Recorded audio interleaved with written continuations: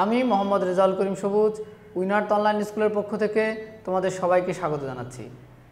আজকের ক্লাসে আমরা শিখব রেগুলার ওয়ারপ্রিপ ডিজাইন কিভাবে অঙ্কন করতে হয়।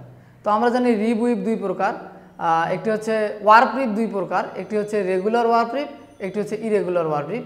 তো এখন আমরা শিখব কিভাবে রেগুলার ওয়ারপ্রিপ ডিজাইন অঙ্কন করতে হয়। তো রেগুলার ওয়ারপ্রিপ যেহেতু প্লেন উইপের ডেরিভেটিভস, তো এটা প্লেনের প্রিন্সিপালে তৈরি করা হবে। এখানে ব্যতিক্রমটা হচ্ছে আপ এবং ডাউনে হবে সমান। দেখো 2 আপ 2 ডাউন, অথবা 3 আপ 3 ডাউন, অথবা 4 আপ 4 ডাউন, 5 আপ 5 ডাউন। তোমরা আপ এবং ডাউন সমান নিয়ে রেগুলার ওয়ারপ্রিপ ডিজাইন অঙ্কন করতে পারবা। রেগুলার বলা হচ্ছে কারণ আপ এবং ডাউন সমান।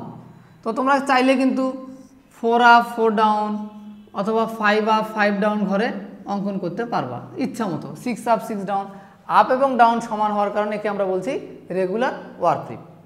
আচ্ছা, এখন 2 আপ 2 ডাউন দিব আমরা। তাহলে 2 আপ আমরা প্রথমে দিয়ে নিই, 2 আপ 2 ডাউন।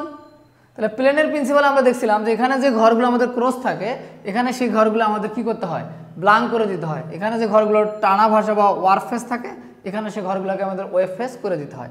তাহলে এখানে এই দুটি ঘরে আমাদের কি থাকবে, ওয়েব ফেস থাকবে। তাহলে তার অপোজিট ঘরগুলো আমাদের কি করে দিতে হবে, উপরের ঘরগুলো আমরা ক্রস করে দিব। তাহলে 2 আপ 2 ডাউন।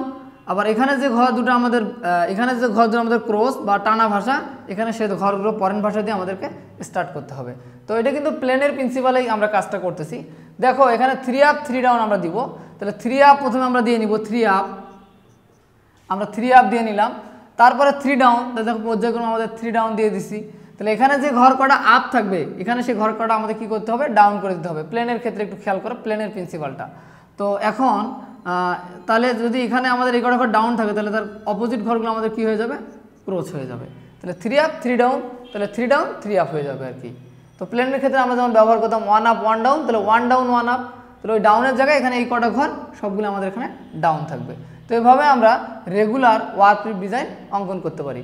আমরা পরবর্তী ক্লাসে দেখব কিভাবে ইরেগুলার ওয়ারপ্রিপ ডিজাইন অঙ্কন করতে হয়।